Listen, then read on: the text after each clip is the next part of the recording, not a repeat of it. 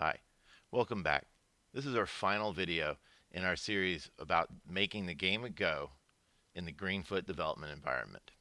At this point, you should have a board that you can change the size of by changing a constant, and you should have black stones and white stones that you can add to the board and get removed when they've been captured according to the rules of Go. In this video, we're going to make it to where our Go game keeps score of how many stones have been removed and will display information like the number of stones that have been captured, whose turn it is. And we're going to make it to where you can pass. In order to keep track of the stones that are removed, we're going to do it in a way that takes advantage of one of the most important concepts in object-oriented programming. So look out for that. In your Go constructor, what I would like for you to do is to add a couple of fields. So, or instance variables, I should say. So we're going to declare them here. I'm going to say private int, and this will be the black stones captured. Black stones captured. And I'm going to make another instance variable, private int white stones captured. So remember, when we declare a instance variable out here, as opposed to declaring a variable inside a method like I did with space here on line 40, we're making sure that that variable is available in every method. Otherwise, the variable is only accessible in that method. So we're going to be wanting to access black stones and white stones in at least 3 different places that I can think of. So let's construct them right here. Black stones captured. When we construct the game, that's a new game. It should start at 0. White stones captured.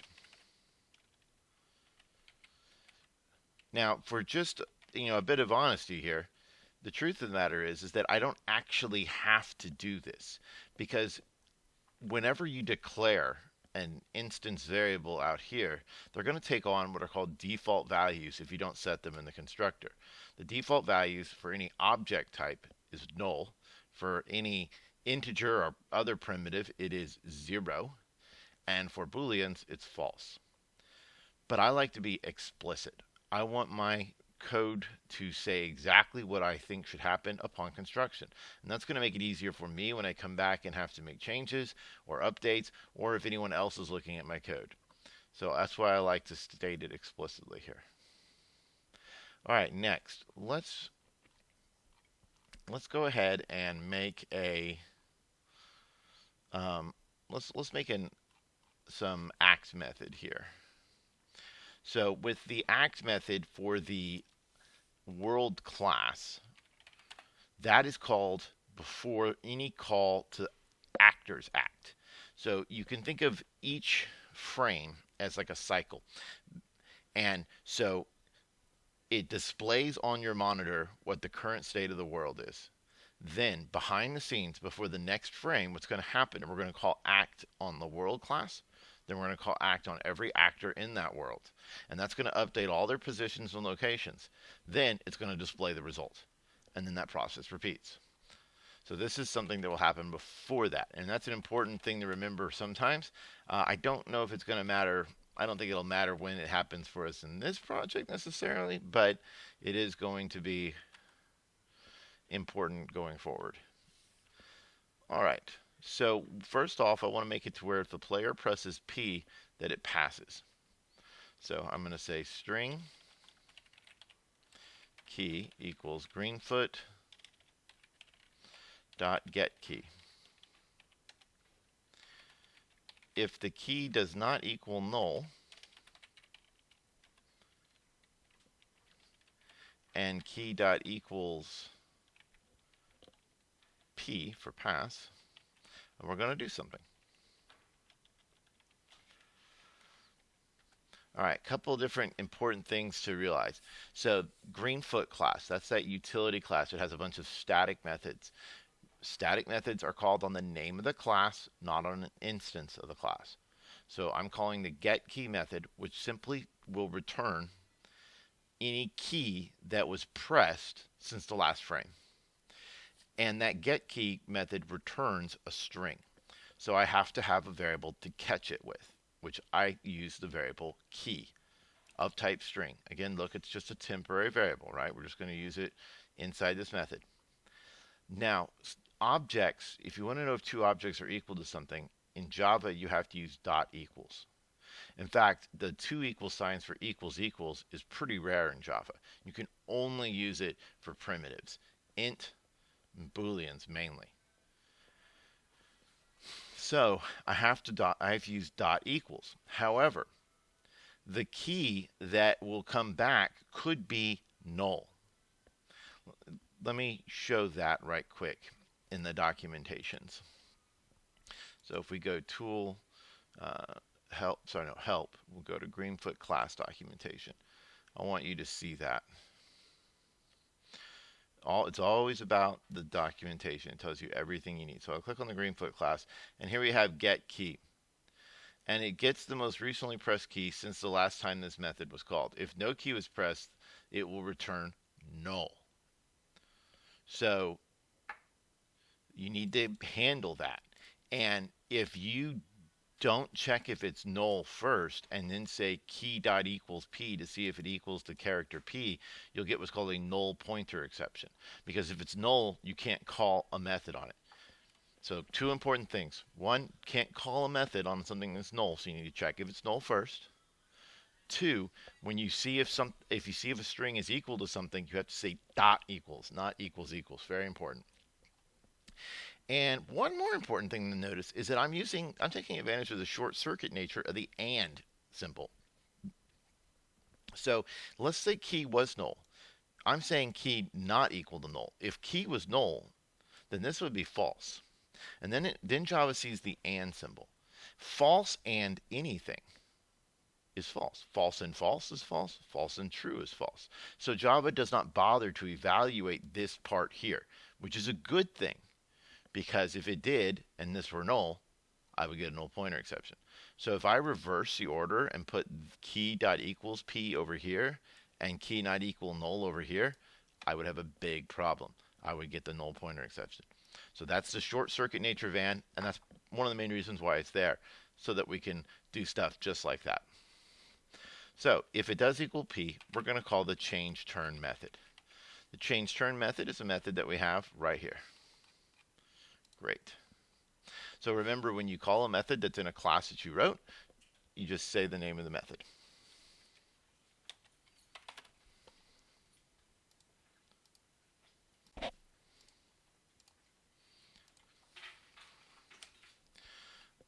Okay, so now we need to display some information. That's what I want to do. So if it is the black's turn, we're going to say show text. And we're just going to say black turn, right? Now the show text method in the world class is pretty basic, and if we really wanted to make this very professional looking, we'd probably do this a different way. But you notice it takes in an X and a Y. So I need to make this be displayed after my game. So I'm going to use an X value that's game size plus some certain amount. Now we do have a constant for info column size, so we could use that. We might even be able to get away with just putting the number 1. I am going to do this because I played around with it, and this just seems to be, to me, the most pleasing to my eye, but you play around with it. And I'm going to give it a Y value of just 1. So it's going to appear at the top of our board. Okay. Well, if it's not black's turn, it must be white's turn. So what we'll do is we will just do this exact same thing, but we're going to say white turn. Okay, now regardless of whose turn it is, I do want to display how many stones have been captured. So we'll say show text. And again, we're calling a method that belongs to the world class. Go is a subclass of world, so we call methods just directly, not on any kind of instance. So white captured. And I'm going to show this. I'm going to do a /n. This /n is an escape sequence. It makes it go to a new line, so that I'm going to print to the screen white captured and then move down a new line. And we'll just print out our white stones captured. And again, I need to put it over there on the side of the board. And I played around with this one as well, and I think still just doing info column size divided by 2 seemed to work well. That way, if we change the size of our info column, it kind of stays in the middle-ish. And I'm going to do this a third of the way down. So I'm going to do game size divided by 3. You know, you could get away probably just putting like 3 or 4 or something like that, but I want as the game gets bigger, I want it to kind of be spread out. We're going to do the exact same thing now, but I'm going to make my, this will be black stones captured. And I need to change that variable. And I'm actually going to times this by 2. So whatever the first one went, this one will go down twice as far. Okay, so that should keep track of our stones captured. Let's take a look at it and see if we can get something. So I'll run the game, and you can see it says black turn, white captured, and black captured. And there we go. And we should be able to keep track of number of stones captured as well.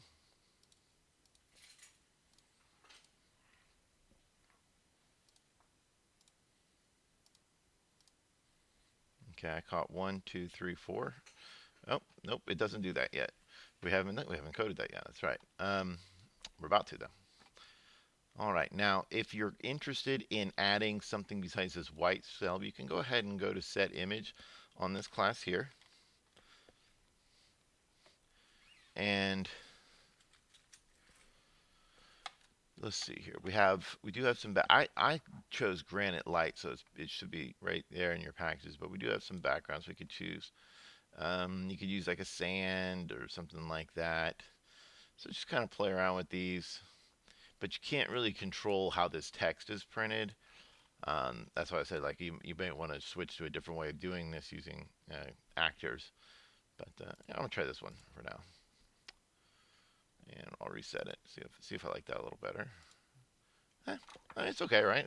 Just a little better than just plain white, I think. So, all right. Now we need to make it count the number of stones that are captured, and we're going to do something really cool. So let me explain first.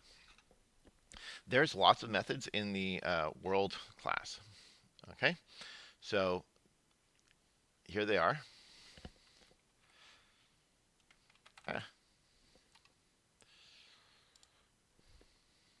Press the wrong button on my pin.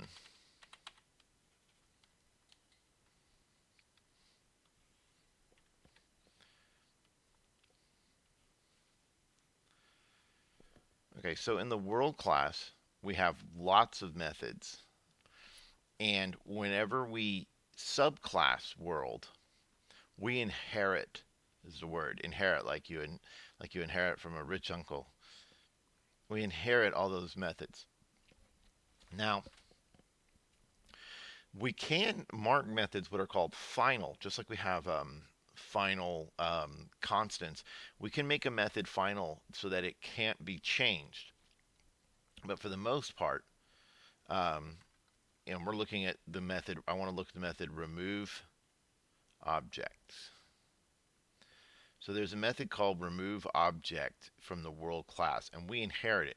So our Go world can now remove objects. So, we've seen how we can say world W, and I could say like get world, and that's it typed as a world, okay? But we can also say go, and I could call it G, and that method was called get world of type. And that's what you do in the actor class, right? This one returns just the world that the actor's in, typed as a world. This one returns the world typed as go. But it is the same world. It is the Go game, just how it's typed. A little bit confusing, but it's just how specific you want to be. In general, the more vague your description of an object, the more you can do with it. but the more work it takes to do it. So that's just kind of the idea there. Because if you have like a list and your list is of type real number, then you can put real numbers, integers, and rationals in it because those are all real numbers. But if you type it as integer, then you can only put integers in it. So one gives you more specificity, the other one gives you more flexibility, right? But understand that no matter which one you get, it's still this world here because that's the one that we created, the Go world, okay? Now, when you call a method on an instance of the class, it will always run it as its slowest subclass. So if I say write a method called remove object down here, that's called overriding. So I'm overriding the remove object from the world class. So if I have a world, even if I call get world, even though if it's typed as just world, if I say w dot get world, or if I have an instance of the Go class G, either one, if I say get world, and then sorry, not get world, if I say remove object,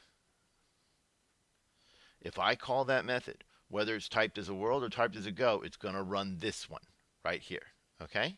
Because I overrode it. That's the method that it has. The only difference between typing as a world and a Go is that if I have some other method, so I'll just call it other method. If I have some other method in Go class, I cannot call that method when I'm typed as a world.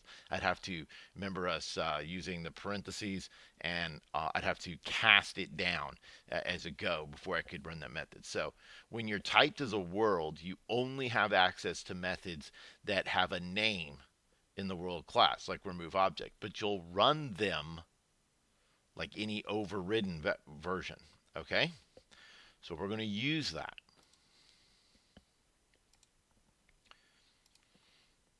We're going to override the remove object method. So the remove object method is right here, and it takes in an actor and an object, and it's void. And I have to match that exactly. Public, void, remove object, and it has to be of type actor. Now I said match it exactly. It turns out I could put anything I want here. Like I could put like pumpkin or something like that. I can do anything I want for the variable name that I catch. I'll just go ahead and say obj. But what has to match is it has to be public, it has to be void, it has to have the exact name remove object, and it has to be of type actor.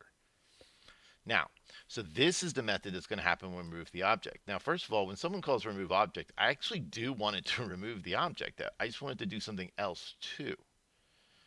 So I'm going to use a call to the super class. Now, we've already seen super like this, right, where you call a super constructor.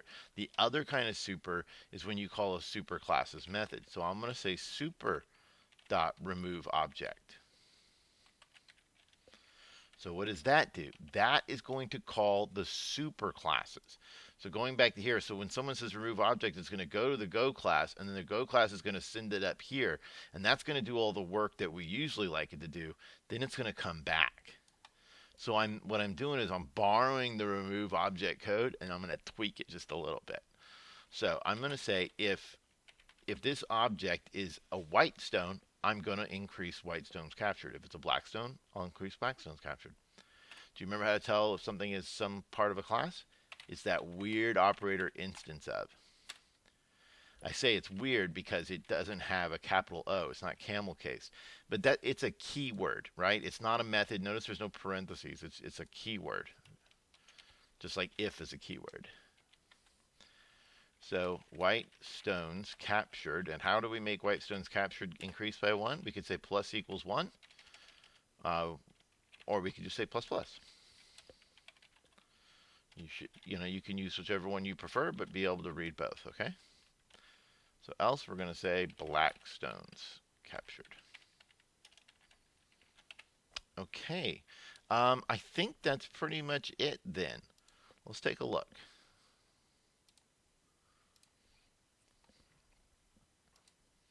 All right, let's run it.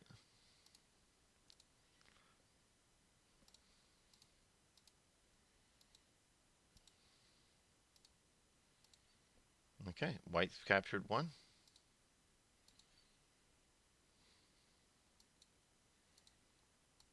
Black captured one.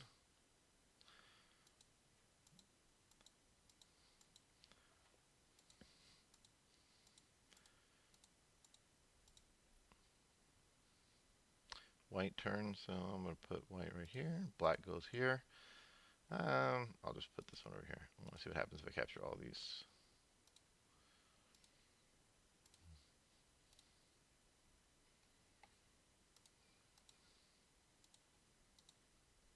Nice. Okay, so that's it. So what's the next step? The next step is to make it yours.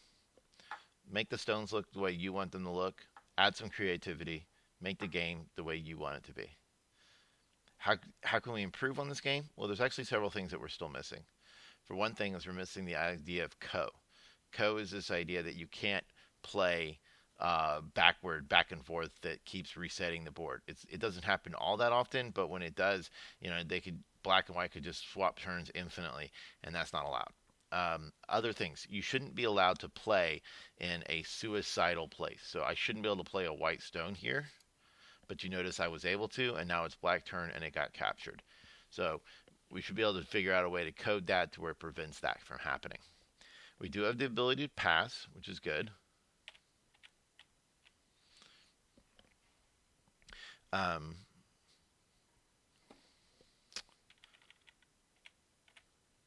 what else do we need to do? Oh, yes. It would be nice if it could count the captured territory. You could modify our kind of mazy kind of algorithm to go through the board and count how many spaces have no escape.